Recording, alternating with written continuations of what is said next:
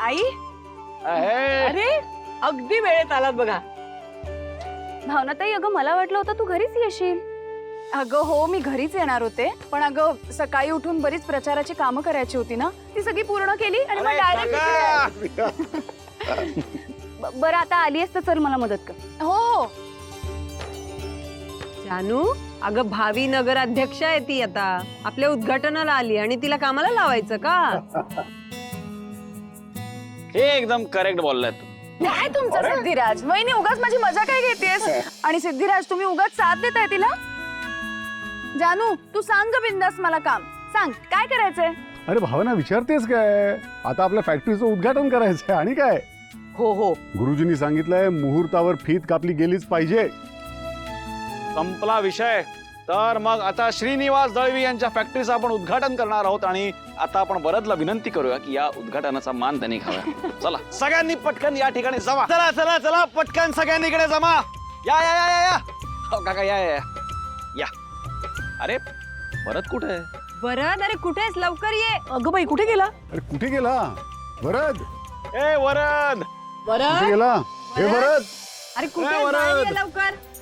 अरे काय करतोय तू? उद्घाटन तर होऊ दे, आधीच काय फॅक्टरीची हात झालोय. काका फॅक्टरी आपलीच तर आहे म्हणून बघायला गेलेलो. बघा बरं वरद, ऐक आता ही कात्री घे आणि तुझ्या आणि आजोबांच्या फॅक्टरीचं उद्घाटन कर. धर. सावकाश बाळा.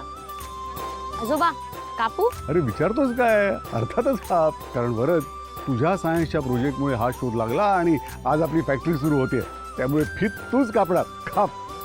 परत आजी आजोबांचे आशीर्वाद घे हा आधी. खूप खूप मोठा हो रे.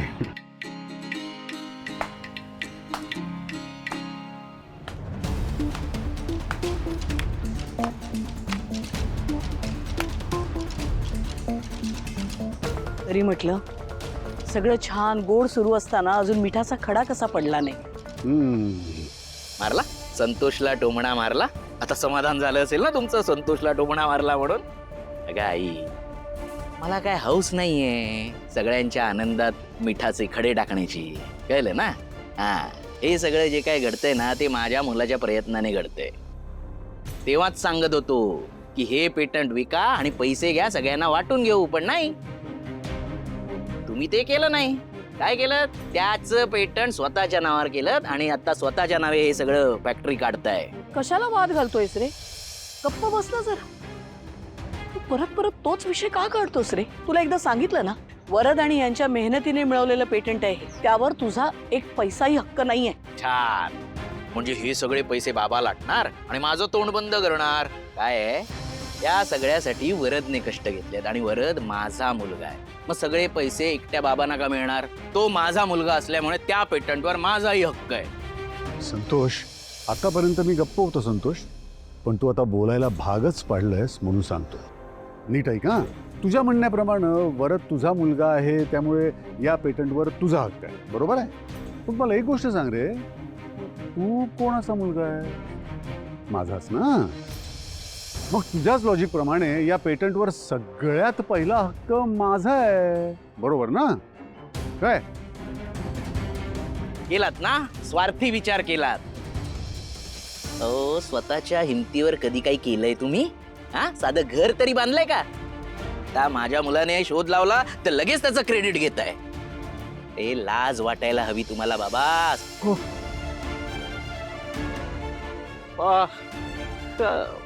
ए तू गपरे. मी माझ्या सख्ख्या बाबांची बोलतोय, रक्ताचं नातं आहे. तू मध्ये बोलू नकोस, उपरे आहे. संतोष दादा, उगाच चांगल्या दिवशी वाद घालून शुभ कार्याला नाट का लावतोयस तू? हे बघ, तुला जर का आमच्या आनंदात सहभागी होता येत नसेल ना, तर निदान आमच्या आनंदावर पाणी तरी फेरू नकोस. ए जानू, मी काय करायचं काय नाही करायचं हे तू नको सांगूस मला, कळलं ना? लग्न झालेल्या मुलींनी माहेरी यायचं असतं ते पाहुण्यासारखं. माहेरच्या प्रकरणात ज्यात त्यात नाक नसतं खुपसायचं, कळलं ना? शांत बस. संतोष, जानूला काही बोलू नकोस. दादा दादा ऐका ना. अहो कोण म्हणाल तुम्हाला हक्क नाही? हे सगळं कोणी केलंय? तुमच्या मुलांनीच केलंय ना. चला ना, आपण मी फॅक्टरीची टूर दाखवतो तुम्हाला. या. हो जावई. तुला करायची असेल ना फॅक्टरीची टूर तर तू जाऊन कर. मला इथेच थांबायचंय. मी इथेच थांबणार आहे.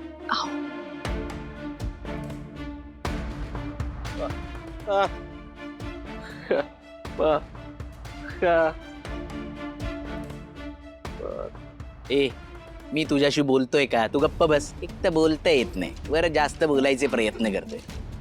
शांत बस तिथे. दादा, अरे बास कर आता. किंवा आज तरी स्वतःच्या स्वार्थाचा आणि पैशांचा विचार न करता स्वतःच्या मुलाच्या मनाचा विचार कर. अरे किती आनंदात होता वरद. तू आल्यावर बघ कसा चेहरा झालाय त्याचा. हवं ना अगं, एवढं कळलं असतं ना तरी मिळवलं असतं. हो हो, मला काय कळतच नाही. सगळं जे काय कळतं ते तुम्हालाच कळतं नाही का? हा? हे बघा, हे उगाच मला कोणी अक्कल शिकवण्याचा प्रयत्न करू नका. हा, मी काय करतोय ना ते मला सगळं कळतंय. मी माझ्या मुलाच्या भल्यासाठीच करतोय. उगाच त्याला तुमच्यासारखा करू नका. त्याच्या आयुष्याचं वाटोळं होईल. संतोष बस. आता एक शब्द जरी तुझ्या तोंडून आला ना तर मी काळ वेळ सगळं विसरून जाईल. आता एक शब्द उच्चारलास ना तर गाठ माझ्याशी आहे. उद्घाटनाला आलायस ना गपचूप बाजूला उभा राहा. नाही तर खरंच सांगते, तुझं आता काय वय आहे त्याचं भान मी ठेवणार नाही. आणि आई म्हणून काय शासन करायचंय ना ती करायची वेळ आणू नकोस माझ्यावर. हो बाजूला.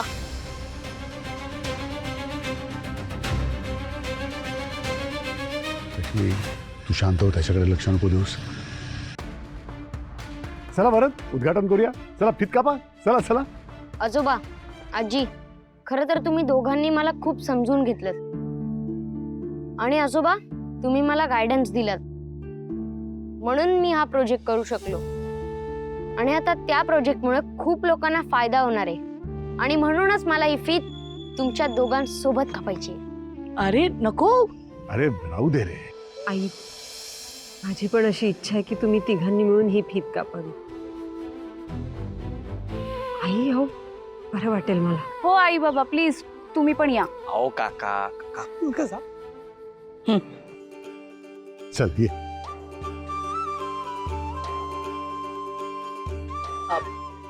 कापूया का पीठ? Yes. चला बाळा. गणपती बाप्पा मंगल मूर्ती.